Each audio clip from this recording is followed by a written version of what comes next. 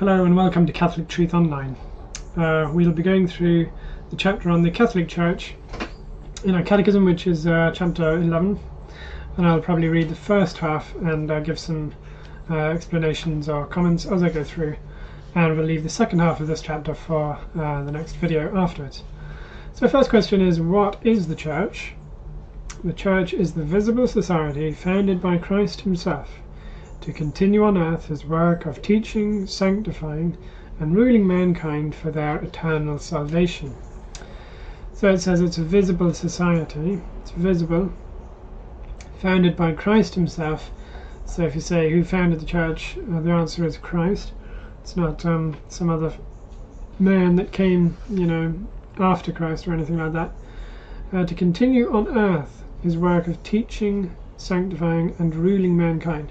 So he founds this visible society, gives it power, gives it a structure to continue his work of teaching the doctrine, because there's one doctrine that brings salvation, one truth, sanctifying and ruling mankind for their eternal salvation. So if you're in the Church and you follow what it says, the reward will be that you will be instructed, you will be sanctified, and you will reach eternal salvation. It's a pretty good deal. Next question, to whom did Christ give power to govern his Church? Christ gave to St. Peter and the other apostles and to their lawful successors the power to teach, sanctify and rule the members of his Church. So St. Peter and the other apostles were the first bishops, and in case of Peter, he was given charge over the bishops, so he's therefore the visible head of the Church. Did Christ found only one Church? Christ founded only one Church, for he declared, there shall be one fold and one shepherd. So stressing the fact that there is one Church. God, it's not even in the character of God that he would want loads of churches and people fighting over which one is better, or which one is the right one, or which one is really for God, and etc. So there's one Church. That word's more simple, and God is not a God of division, so he's got one Church, and it's the Catholic Church. Did Christ give to his Church any marks by which it can be clearly known? Because after all, you might be raised in this church or that church, even the Catholic Church, but you could still ask, well, how do I know this church is the one that Christ really wants, even though I know he wants one church? So now we're getting into the marks of the true Church. Yes, Christ gave his Church 4 marks. He intended his Church to be one, holy, Catholic and Apostolic.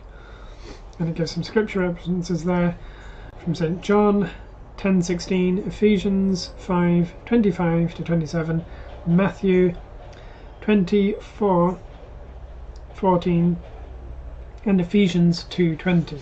Those are some quotes you can look up if you want to go over that. The marks of the Church. Which of the many bodies claiming to be the Church is the one true Church founded by Christ? And of course it says the Catholic Church is the one true Church founded by Christ, because it alone has the 4 marks of the Church. So if it's one, holy, Catholic and Apostolic, then we know it must be Christ's Church, and we call that the Catholic Church, because the Catholic Church is the one that has these marks and claims to have them as well. How is the Catholic Church one? Catholic Church is one because all its members profess the same faith, have the same sacrifice and sacraments, and obey the same visible head on earth.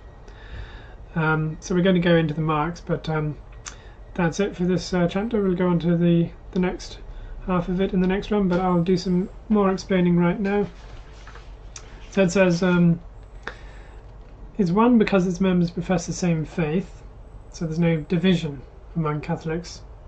Officially speaking, I mean, if you actually look up the catechism and everything, it's all there. There isn't one catechism book which is fully approved and has endless heresies and funny things, and another one that says different things. So it's summed up in the creeds, and that is that public recognition that we do all share and profess the same faith. We can find that by the creeds, and they have the same sacrifice and sacrament. So if you go back to the very early Christians, there was an altar, there was a priest, there was sacrifice, there were sacraments, and they obey the same visible head on earth. Okay, and there's a great load of dispute among certain non-Catholics about the authority of the Pope. Now, it is something that does require some fairly serious research in order to be able to defend that very adequately and in a very scholarly way. However, to the average Catholic, I mean, it's not really rocket science. I mean, the power was given to him. There's the episode on the mountain where St. Peter is asked 3 times if he loves Christ, and then he's given the command, "Feed my lambs, feed my sheep, and you will be called the rock, and upon this rock I will build my church." That's quite clearly, it's founded on Peter, and then of course we have the successors, because the apostles were given the power of the fullness of the priesthood at the Last Supper. And okay, that's the basics of it, but we know to refer to the words of Christ, "You are Peter, and upon this rock I will build my church," etc.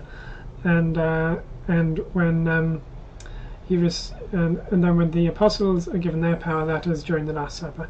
So we have from the very beginning a priesthood, a head of the church who is visible, and we have sacraments, and we have sacrifice going right back to the very first Christians. Therefore we know that the church is something apostolic, it is one, it is holy, and it is universal. But we will get into the other questions in the next video. So stay tuned for the next video. Thank you very much for watching.